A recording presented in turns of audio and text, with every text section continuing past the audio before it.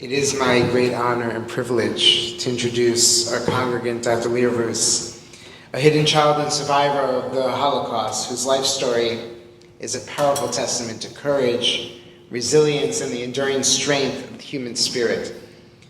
Born in Amsterdam in 1937, Dr. Roos survived the horrors of Nazi-occupied Europe through extraordinary luck and the bravery of righteous Gentiles.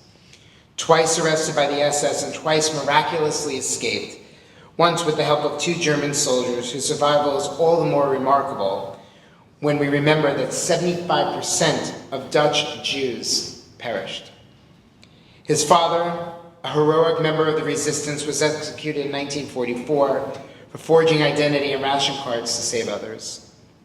After the war, Leo immigrated to the United States in 1950, beginning a new chapter that would include an impressive academic and professional journey in chemistry, a decades-long career at the forefront of the electronics revolution, and a beautiful family life with his wife Sonia, whom he met fittingly in a German class. Dr. Roos' story spans centuries of Jewish history, from Sephardic roots in the 16th century Holland to survival in World War II, to pioneering science and raising a family deeply committed to service, education, and healing. Please join me in welcoming Dr. Roos.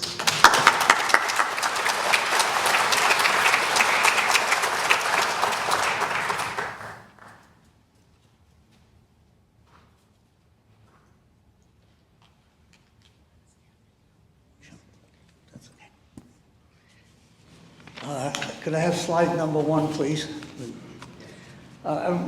This is actually the 3rd time I'm speaking in San Diego. The previous 2 times were at the Balboa Naval Hospital during Yom HaShoah, which most people don't realize, but the Navy has every year a remembrance in Yom HaShoah. And it was quite interesting to see that many naval personnel listening and standing in attention for about an hour. I'm trying not to talk that long today. I put up a photograph of, on the left side, it's my father's family. That's a total mix of Sephardic and Ashkenazi Jews. We have a Cardozo in there, a Sephardi, so you know what part of the Jewish congregation that belongs to. And then the rest are Ashkenazis. Our family goes back in Holland till the early 1600s, and the Dutch governments have kept very good records, and I can go back to my family tree almost to the time of the Inquisition, when they immigrated, both from Portugal and Spain. On the right hand of I just skipped something here, but of that family that you see there, as you know, there's only one child. That was my cousin Beppie, who died in concentration camp at the age of 14. The next youngest person there is my father's youngest sister, who is the only one of the family who managed to leave Holland and through Cuba, married her fiance who was living in New York. And that's how, and she immigrated to the United States because he had a green card. That's how it worked. That's the reason we came to the United States. That was the one surviving member of the family. Of those that you see there, only my mother, who's sitting, and you can see the red circle around her, she's the only one who survived of my side of the family. 2 sisters survived, and that was, but it's not on the picture, is all the children that were there. I was the second oldest. There were 22 or 23, we're never sure, because some were born while in hiding and captured by the Germans. None of them survived. So that's that side of the family. And this picture was taken on my grandparents' 50th wedding anniversary, according to my mother. I wasn't there, so I can't tell. On the right-hand side is my mother's side of the family, and that's purely Sephardic. My grandparents are on the far right, and my mother and father are standing up. My mother's youngest sister is sitting down on the far left, and then my uncle and my other aunt. The other people are there, I have no idea who they are, but that was the family on my mother's side. Only my mother survives out of that. In that part of the side of the family, I had 3 cousins that survived and myself. There were no other children of that close relationship. Could I have the next slide, please? Yep. The Dutch were mostly sent to Sobibor. That's a concentration camp most people never heard of. It exists in Poland. And the only ones who really knew about it were Russian Jews and Russian captured soldiers and Dutch Jews. Why Sobibor? Nobody knows. What we do know is that the Germans tried to eradicate that camp before the ending of the war, and it was resurrected by a family of American Jews who paid the money to have it dug up, and they have now finally turned it into a cemetery for Jews that perished there. Now, as you heard, my father was a resistance fighter. He had the ability, strange as it may be, he was able to forge documents and make printing plates out of that. And this is a very necessary item for the resistance. So we can see here. Okay, sorry, keep walking around. If you were hiding, every family was handed so many ration cards for every member of the family. So if you were hiding Jews, you needed additional ration cards, and you could not get that, obviously, from the officials. So what was done at that time, my father made the printing plates, and they forged the ration cards, and at the end we'll show you a copy of it, ration cards, and that saved many Jews because they were able to get the food that was necessary, and food was strictly rations, especially towards the end of the war. Let's see, the next one, the fact that my father was in the resistance also made my survival possible, if the best word for it. If we can have the next slide, please. When the war broke out, we were just going around, and you can see it over here, it's hard to see, but these are various stops that we made during the war, and starting really at the outbreak of the war, where we were living in a small town called Bussen. We then moved back as we go to the top from left to right. We then moved to the Waverstaat in Amsterdam. And this is when the war broke out. Now my father was a draftee, and he fought on May 5th. When the Germans invaded, he was called to the front, and as history shows, the entire fight lasted 5 days before it ended. The next slide is a place where go back one, please. The third place is a city or a town in Holland called Heemstede. This was a children's home, and my parents, when they went into hiding, placed me and my cousin there, hoping that we would survive the war, not knowing what was going to happen, but so many German Jews had immigrated to Holland during the time that brought back the horrors from what was occurring in Germany. So they had a great deal of mistrust of what was going to happen. So I was placed in the children's home where my parents were hidden. Oops, I'll leave it off for a minute. From there, from Heemstede, and this is where things get pretty hairy, and I did not remember much of it, but recently, while we were moving, I found a great deal of papers from my mother, and I got a lot of information from that. And at the same time, a documentary was made called The Angels of Amsterdam, to say it correctly. What happened old Dutch, when I was in Heemstede, a town, we were raided by the SS. And there was no reason for the SS to raid a children's home. That didn't make any sense, except they were notified there were Jewish kids hiding in the children's home. And the way they separated us was very simple. They asked all the boys to drop their pants and see if they were circumcised. In Holland, that was a rarity for Gentiles to be circumcised, but definitely for the Jews, very, very common. From that town, and that's the only thing I remember of that, was the journey going back to Amsterdam from that place, which was in the middle of the night or evening. It was dark. And I still cannot listen to, if you go to Europe, the sirens that the police use or the ambulances use are very different from what we hear in the United States. When I go back to Europe and I hear that sound, that's what the Staatsenwaffel they used to get us to make way for themselves. That's how I was transported.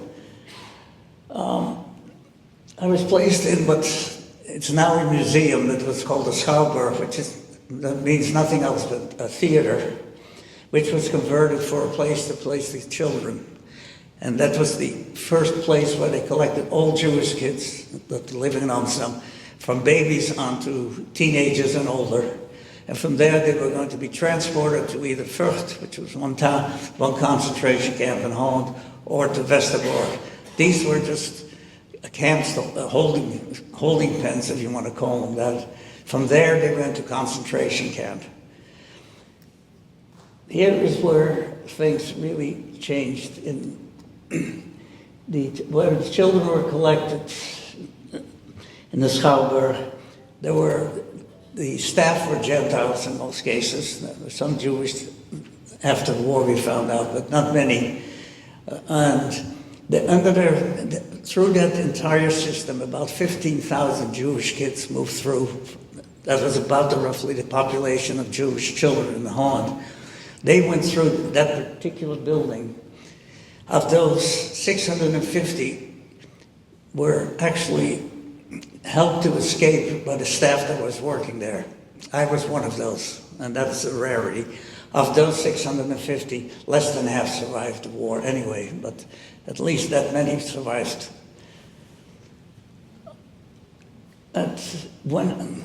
I do not remember much about the place. I remember crying at night because the lights were on and children around us were crying. It was just a mess, as you can imagine. How old was I? 4 years old. Memories aren't that great at that point. You just accept what you see and you can't do much about it.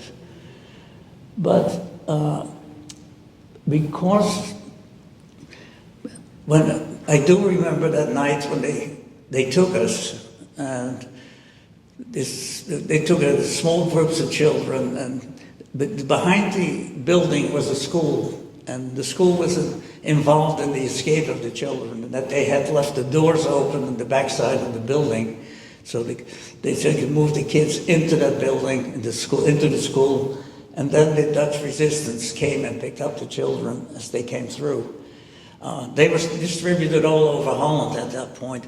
I was lucky because my father was in the resistance and the Dutch underground knew where he was. And I was reunited with my parents at that point.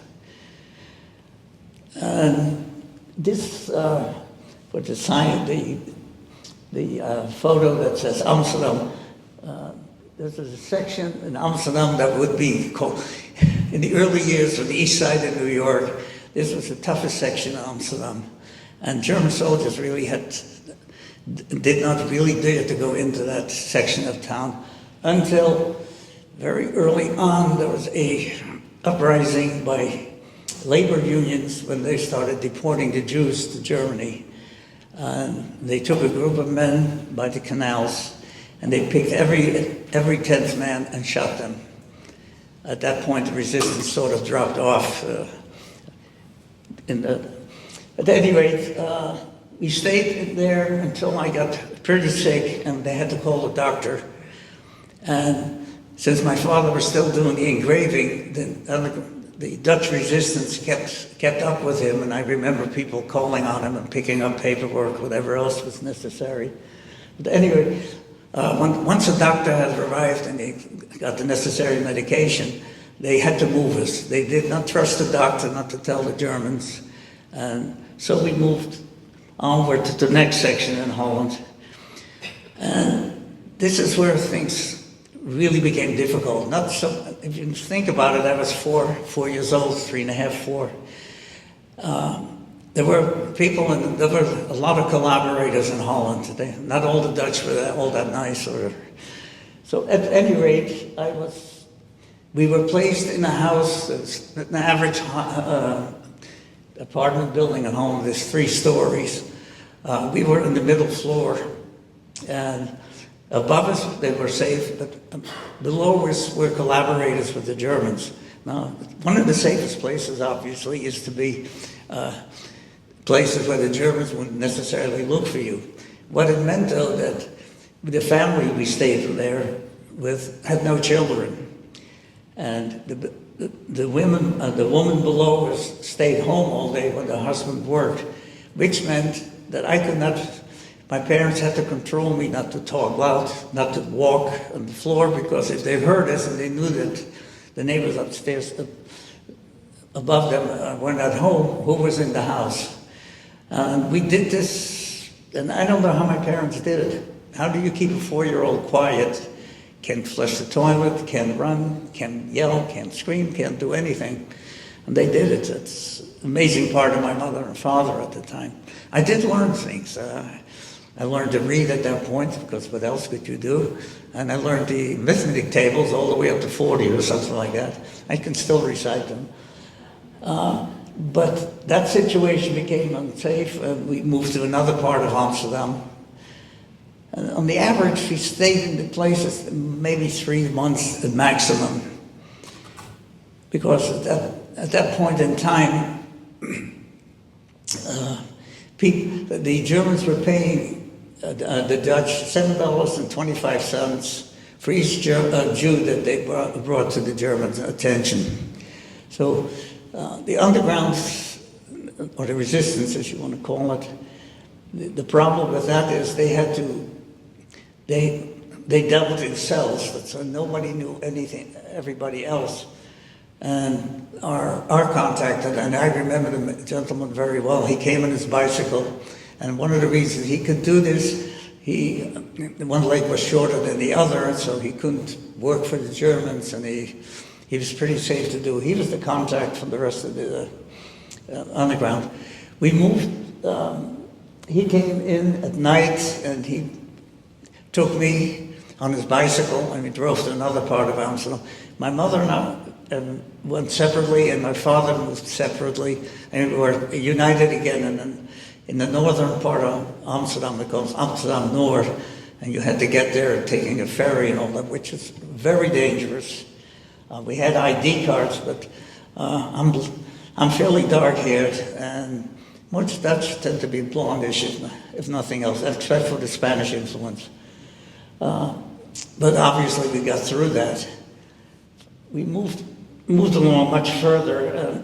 We finally ended up in the central part of Holland, where in the town called Ede. Now the biggest factory in Ede was a rayon nylon factory, and it actually was owned by Jews, obviously not at that time. That was the most dangerous place we actually stayed, because the resistance didn't trust the people we were staying with. They were paying the owners that we were staying with, they were paying them money so that we could stay there, and they wanted more and more money. And the thought was that if they kept paying, eventually he would give us up to the Germans. And so we fled again, and we went to the town called Hilsum. Now, for those who not many know, but it's right next to Arnhem. And in 1944, for those who ever saw the movie A Bridge Too Far, or read Cornelius Ryan's book, A Bridge Too Far, well, we were there. And I can tell you that 5 days under the American British armies, and the Germans came right back. But some things came out of that. The parachutists dropped their parachutes, and my mother made up shirts for that for me. But one of the things is they brought in gliders, and we were staying in a home. And when the DC-3s dropped the gliders off, they dropped the cables, and it went right through the roof of the house that we were staying in. It wasn't a big height, but it was enough to go right through the roof. Then we had to stay in the cellar for about a week, 10 days, till the battle was over. And when we came out, there was really nothing left of the house. But what the Germans had retaken the town, and they were evacuating all the inhabitants because they were going to make a garrison there, or whatever they were going to do there. And that's when we were marched from in columns. We went from Hilsum back to the town of Ede. But right in the middle, the SS was directing that right in the middle there, myself, my parents were picked up by looking at us and asking for ID. And the ID cards that were made were okay at night, or somebody didn't look at them carefully. But if you looked at them carefully enough, you knew they were faked. And for the second time, I was captured by the SS. They brought us to a house and put us in a cellar and locked the door. And they had a drunken party that night. And this is where the situation is where there is no black and white. At some point at night, the door was opened and two German soldiers. Now they were young, they were obviously draftees, and this was 1944. The armies were coming up from France through Belgium into Holland already at that point. And they told us to run, which we obviously did. That was in danger of their own lives. And by the way, all these people that hit us, their lives were at stake.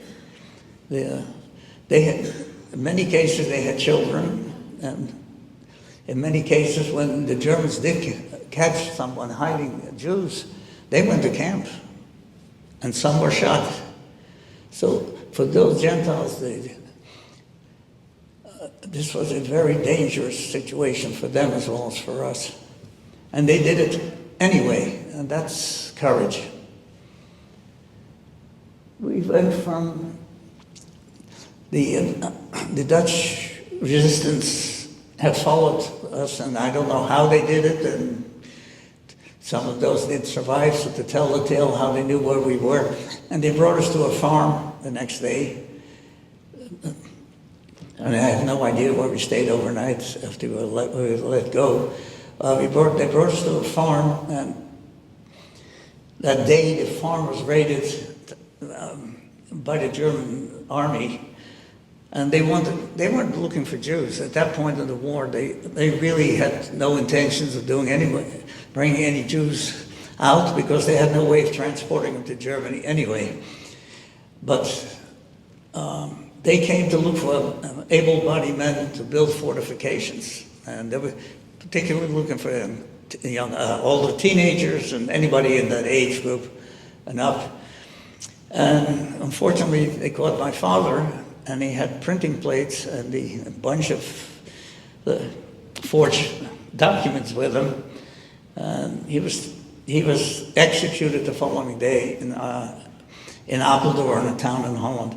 He was not the only one. There were other resistance fighters, and so there was a big monument for him there, but it doesn't do anybody any good.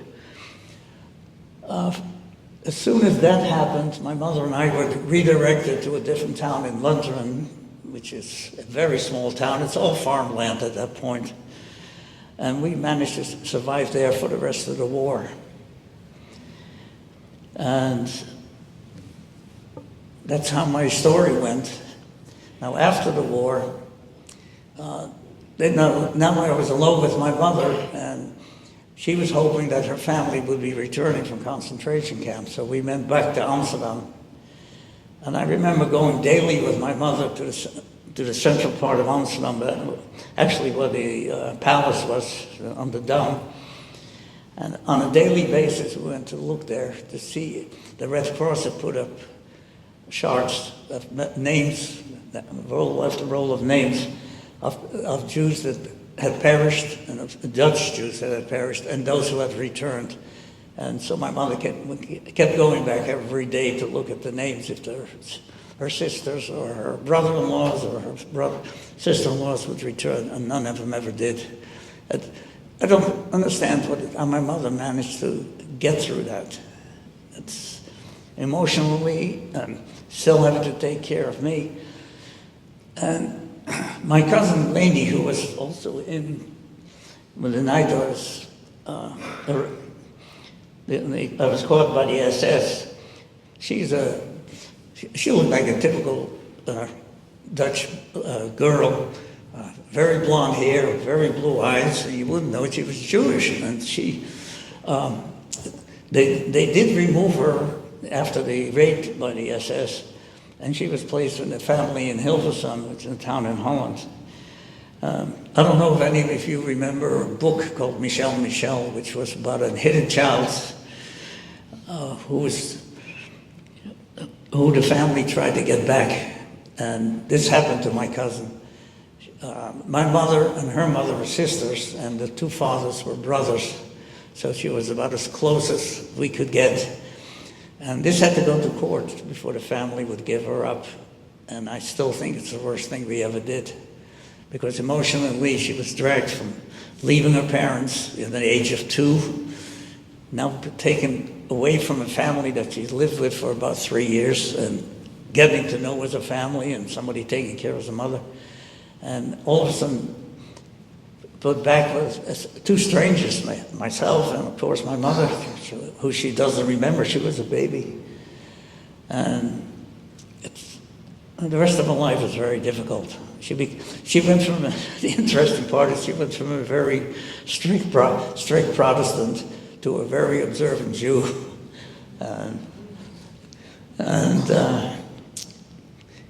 Well, Hasidic Jew, really, so big change. And she married and had 3 children, and I don't know how many grandchildren at this point. I have lost count.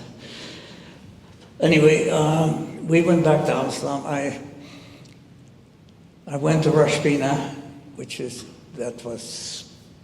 I started the 3rd grade in Rosh Hashanah. Now you have to imagine there were teenagers there who had never gone to school, and there were children. So our classes had a variation of students from my age. And I met somebody in New York much later, and we're talking to him, and I was in college, and I'm talking to him, and he said, well, he had to go home because he was going to put the kids to bed. And I asked him, Andre, are you married? He said, yes. And he was in my class in the 3rd grade, and he was that much older than I was at that point. But anyway, that's at that point in time in Rosh Hashanah, and I have a photograph of that. That was a school for Jewish children that remained. Just imagine now there are 15,000 children that were in Holland at the time. But you can see the photograph in a few minutes. Shows you how few remained out of that. We're now, all of those who attended the school are scattered all over the world. Canada, the United States. Many went to Palestine, at what was called Palestine at that time. Now Israel, obviously. A lot of them ended up in Beverly Hills. Don't ask me how. But they did. The Hidden Children, there's a group that's worldwide. And there's a big chapter in Beverly Hills. And most of them are Dutch.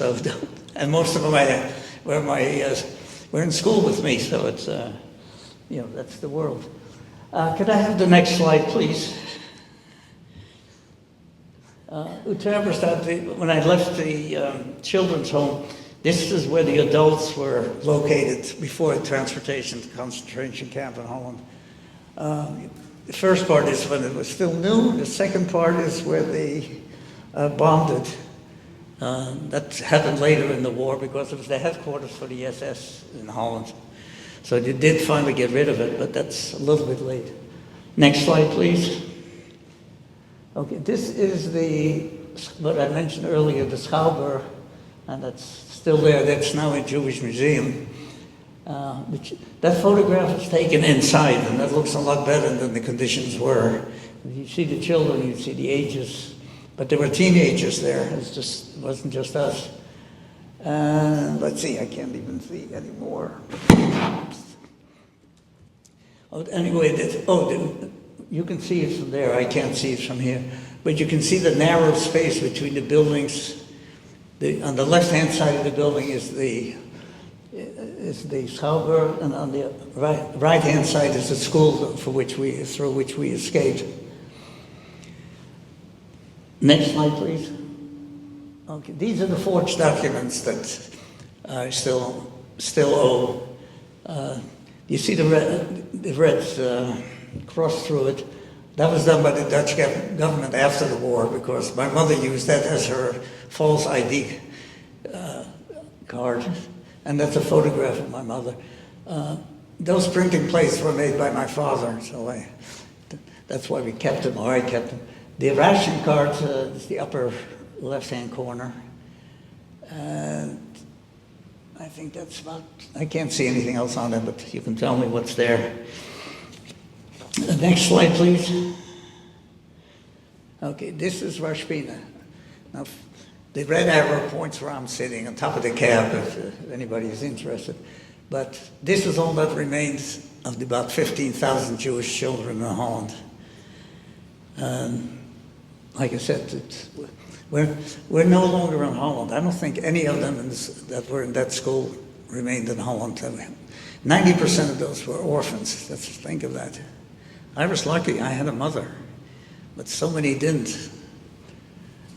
And I think, oh no. Can I have the next slide, please? Sonia knows a little bit about this, but these are the stepping stones that they called. These are being inserted in the houses in Europe. In many cases, it started in Germany, by the way. And it started in Berlin, where they started putting these stones with the names and times when they left, were taken away, and where they died in which concentration camp. This is obviously a Sephardic family, and it happened to be family on my mother's side. They obviously did not survive. And next is the last and final slide. Okay, that's the Dutch family that we stayed with in the latter part of the war. Now, of course, unfortunately, Pete, who was my age, he died last year. And those were his parents.